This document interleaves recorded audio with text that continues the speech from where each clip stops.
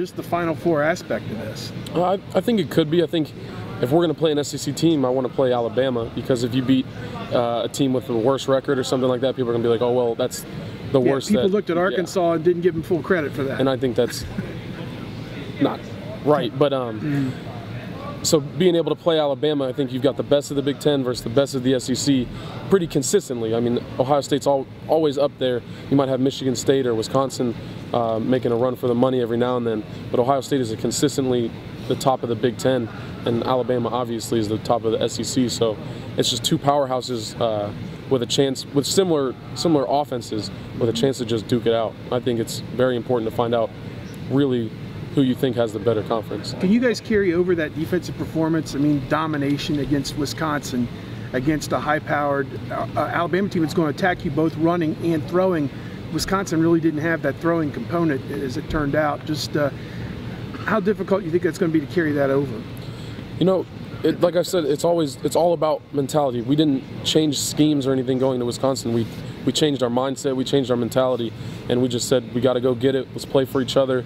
We got really hyped up before the game, and I don't see why we can't do that against Alabama. And if you take away the run, then any team's one-dimensional. So the trick is just to force a team into something that they don't want to do the entire time. But on the defensive line especially, y'all played guys who really hadn't played much at all early in that game the other night. I mean, do you see that carrying over, Mike? What kind of came alive with those guys? I sure hope so. I think in big games it's important to be able to rotate so your starters can be fresh in the fourth quarter if that's what it comes down to. And when we rotated in Wisconsin, the young guys came in. They didn't have a scared look in their eye or anything. They were ready to go, and they performed well. So I hope that carries over to Alabama.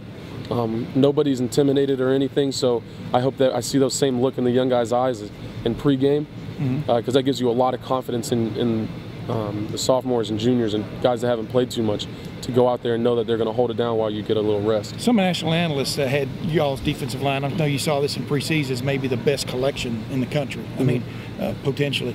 And do you think y'all finally played up to that? What's just your take on how y'all lived up to that kind of billing?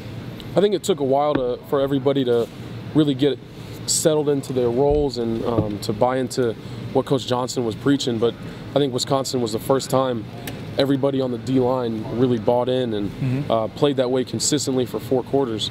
And there's no reason to take a step back. We've got all these practices to continue moving forward, and we've had great practices. So against Alabama, I would assume obviously that we're going to keep that mentality and keep buying into what Coach Johnson's trying to teach us. Michael, what did you think of the playoff when the idea of it, when they announced they were going to do that this year, and what do you think of it now that, you know, you guys are number 4 and if there wasn't a playoff, you wouldn't be having a shot at a national title?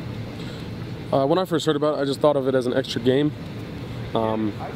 Just instead of 14 games, it's a 15-game season. And now I just see it as, another opportunity to go out, prove yourself, and play with your guys. I think I was more skeptical of it before because my junior year I had more injuries and all that stuff than I do this year. I don't really have anything that is nagging on me or anything, like bruises.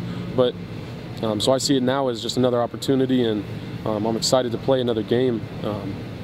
But yeah, I think that's how it changed the most. It's just we get a chance to go play a great team and then possibly another great team. If you were sitting here though with this team, and it was the old system, and they were having Bama play Oregon for the national title or whatever, would you be thinking to yourself, man, like, I wish we had a shot, we could play with those guys? Like, do you think there would be regret at all with what you guys have done this year if you didn't have this chance to try to win it all?